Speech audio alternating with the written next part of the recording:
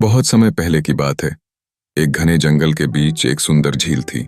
यह झील मछलियों और केकड़ों के लिए खुशियों का स्थान थी।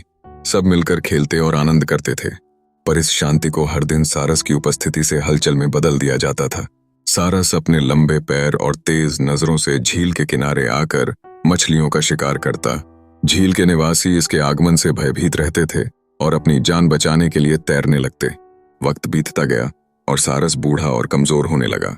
उसकी गति धीमी हो गई और वह पहले की तरह मछलियों का शिकार नहीं कर पाता।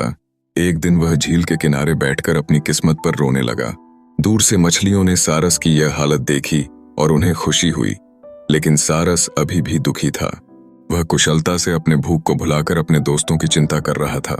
केकड़ा सारस के पास आया और प्यार से पूछने लगा कि वह इतना दुखी क्यों है। सारस ने उसे बताया कि एक ज्योतिषी ने कहा था कि झील जल्द ही सूख जाएगी। उसकी चिंता ने उसे खाना पीना छोड़ने पर मजबूर कर दिया था। यह सुनकर केकड़ा चिंतित हो गया और उसने सभी मछलियों को इस खतरे के बारे में बताया। मछलियां परेशान हो गईं और सारस से बचने का उपाय मांगने लगीं। सारस ने उन्हें बताया कि पास ही एक तालाब है जहां वह उन्हें एक एक करके छोड़ सकता है। सारस ने अगले दिन से मछलियों को तालाब की ओर ले जाना शुरू किया, लेकिन जब केकड़े की बारी आई तो उसने सारस से पूछा कि तालाब अभी कितना दूर है। सारस की हंसी के साथ द्वेष की आवाज सुनकर केकड़ा घबरा गया। उसने सारस को अपने दोस्तों के शिकार करने का इरादा भांप लिया और बिना देर किए सारस का गला दबा दिया।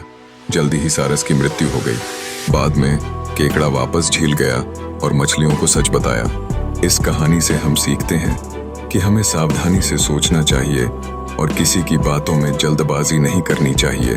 दुनिया में हमेशा खतरा होता है और हमें अपने विश्वास पर ध्यान देना चाहिए। दोस्ती में सच्चाई और धोखे से बचना आवश्यक है।